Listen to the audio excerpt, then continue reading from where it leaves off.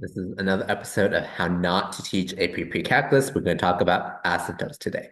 Again, these are coming directly from my students and their teachers' terrible notes that they post for the students to reference. Okay. So this teacher was trying to introduce the idea of asymptotes for rational functions, and she presented this question. I'm sure this is a worksheet she just took off from the internet or from somewhere. She didn't make it herself. But anyway, the question was, what does the vertical asymptote of a rational function represent? And this is how she answered it. It represents the behavior of the function as x approaches an excluded value. So as someone who really understands asymptotes and has been actually instructing this for years, I'm sure this teacher has been teaching it for multiple times. Well, not a new teacher probably, but this is a terrible definition. Someone that's experienced will read it and immediately think, this is my reaction. What? Especially this part, I highlighted it in red as x approaches an excluded value. This is not always true, and this is too simplistic of a definition. Okay, so I'm very surprised this AP Pre-Calculus teacher is giving this definition because she was teaching about holes as well, and that's the counterexample I want to give. Holes in functions also come from restricted values of x. If you remember in this simple example, for example, we have this rational function here. The x minus 1s cancel, so you simplify it to x, a linear line, but we still have the restriction that x cannot equal to 1. And if you have any idea of what asymptote is, this is not asymptote, this is a hole. Okay, so that definition that the teacher gave does not work at all. So don't do that if you're a teacher. This is a more precise definition if you're a student and you're curious, okay? And want to understand. A vertical asymptote, first of all, is a vertical line, okay? I'm emphasizing that because of what the teacher did wrong next.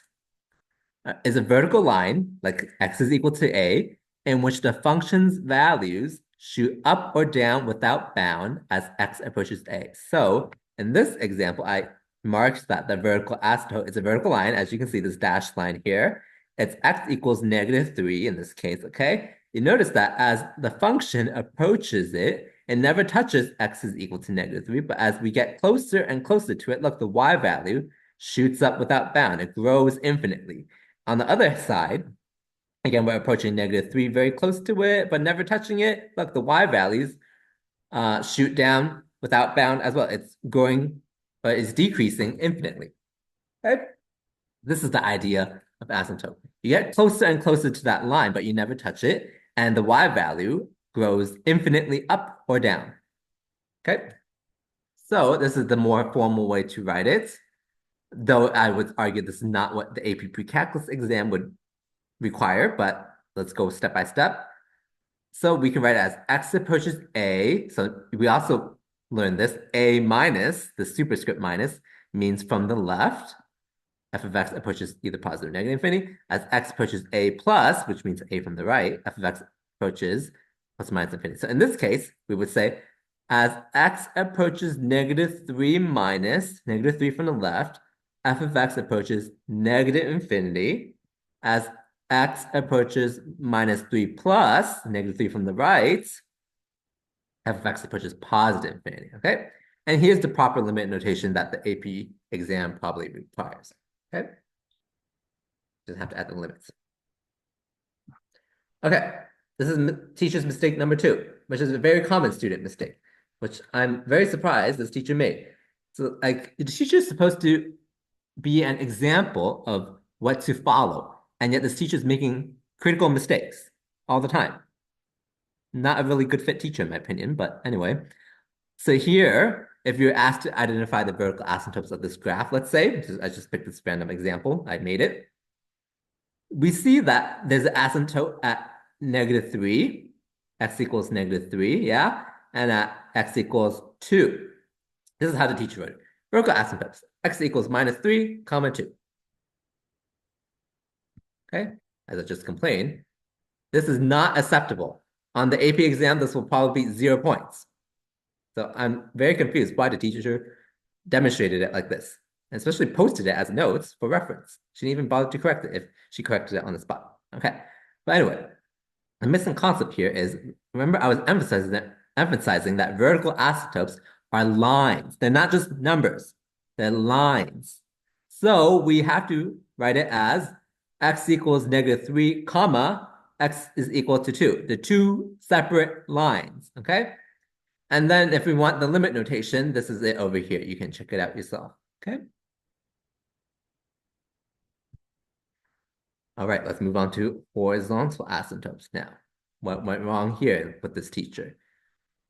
So the question was, how does the horizontal asymptote of a rational, or what does the horizontal asymptote of a rational function represent?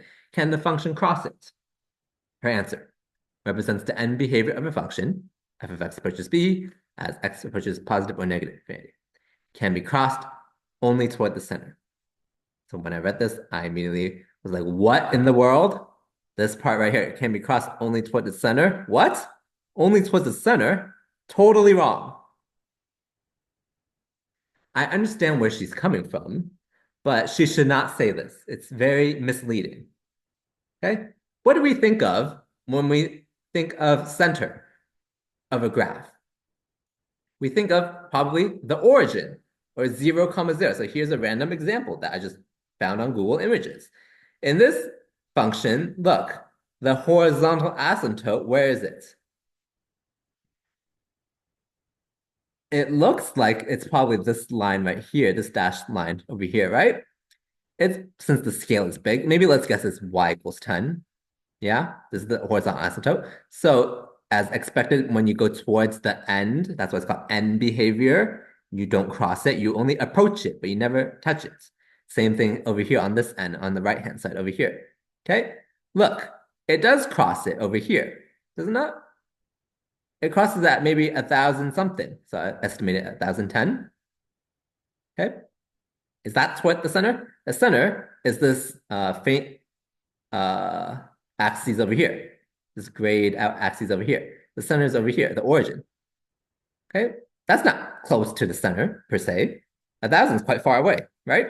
That's relative terms, but my point is the teacher's definition is not precise, not a good definition at all. It will confuse you. Okay, so let's revisit and let's do a better definition. So again, an informal way to understand it is it's a horizontal asymptote is a horizontal line, like y equals b. This horizontal line, the function gets closer to as x approaches positive or negative infinity.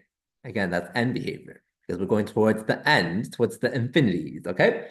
So more formally, as x approaches negative infinity, f of x approaches b. As x approaches positive infinity, f of x approaches b. Okay? For rational functions, a lot of the time they're the same. It's not always the case for all functions, though. Okay? Like exponential functions, you only have end behavior that's finite on one end. You'll learn that in the exponential function section, okay? And here's the proper limitation. Limit notation. Notice that the difference between vertical and horizontal asymptotes are where the infinities are. In vertical asymptotes, the infinity was the y value. In horizontal asymptotes, the infinity is for the x value. Pay attention to that. Keep that in mind. I'll leave it here. So hopefully these definitions clear things up. And again, if you're an instructor watching this, please don't define it like the way this teacher did. It's super misleading. And any experienced math person will call you out right away for that.